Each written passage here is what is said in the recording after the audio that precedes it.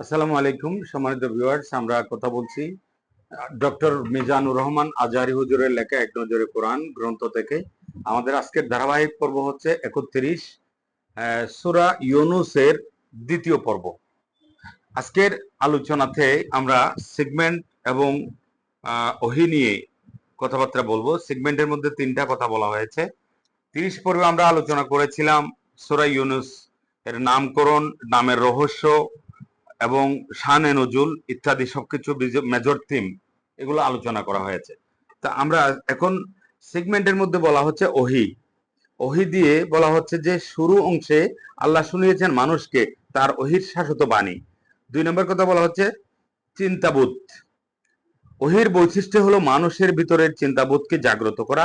সূরার মাঝের অংশে সেটারই প্রতিফলন দেখা যায়। 3 নাম্বারটা হচ্ছে দায়িত্ববোধ। চিন্তা মানেই সংক্রামক, মানে মানুষ তার চিন্তা ভাবনাকে ছড়িয়ে দিতে চায় অন্যের মাঝে। তাই শেষ ভাগে আল্লাহ মানুষকে তার দায়িত্বের কথা স্মরণ করিয়ে দিলেন।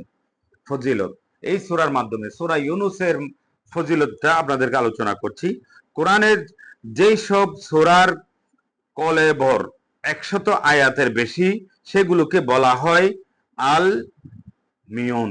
এটা আগেও আলোচনা করেছি। 100 আয়াতের বেশি হলে থাকলে এগুলাকে মানে একটু আলাদা ফজিলত রয়েছে, আলমিয়ন বলা হয়। জাবুর কিতাবের পরিবর্তে আলমিয়ন সূরাগুলো আল্লাহ তাআলা নবীজিকে উপহার দিয়েছেন। সুবহানাল্লাহ, অনেক সুন্দর একটা আলোচনা। এরকম একটি সূরা হলো সূরা ইউনূস। দেখুন, আহমদ আল মুনসাদ তালিসি আল মুসনাদ, এভাবে হচ্ছে আমাদের এই সংক্রান্তে ফজিলত সংক্রান্তে নবী করিম সাল্লাল্লাহু আলাইহি সাল্লাম বলেছিলেন, এর কাছে এসে বলেন, একজন লোক এসে বলছেন, হে আল্লাহ রাসূল, আমাকে কোরআন শেখান।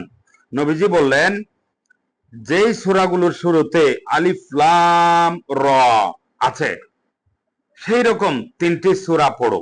আল্লাহু আকবার। সূরা আবু দাউদ এবং ইবনু হিব্বান, এই হাদিস শরীফগুলোতে এগুলোর ব্যাপারে বর্ণনা হয়েছে।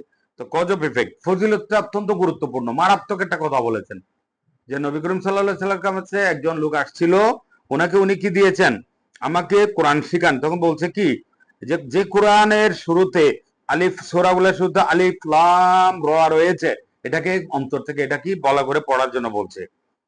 তো এখন আমরা কজ অফ ইফেক্ট, নূহ আলাইহিস সালাম এর ঘটনা নিজের পরিবার, প্রতিবেশী, আশেপাশের লোকদের মাঝে বেশি করে ছড়িয়ে দিন, যেন সবার মাঝে সেই ধারণার বীজ বুনে দেওয়া যায় যে সম্পর্ক করতে হবে কেবল ইমানের ভিত্তিতে, ইমান ছাড়া কেউ কারো নয়।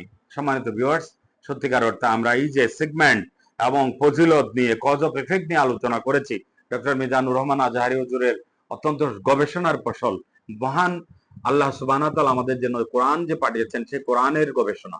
এটা কিন্তু যেন তেন কোনো বইয়ের গবেষণা নয়, আমি রাশেদের কথা নয়। আমি আপনাদেরকে অনুরোধ করব, এই কথাগুলো মানুষের মাঝে ছড়িয়ে দেন। সত্যিকার অর্থে ছড়িয়ে দেওয়ার জন্য আপনাদের কাছে আমি উপস্থাপন করছি। আমাদের চ্যানেল ভালো লাগলে অবশ্যই সাবস্ক্রাইব করবেন, পেজ ভালো লাগলে ফলো দিবেন এবং ভিডিওগুলো শেয়ার করবেন। ধন্যবাদ সবাইকে। আসসালামু আলাইকুম রহমতুল্লাহ।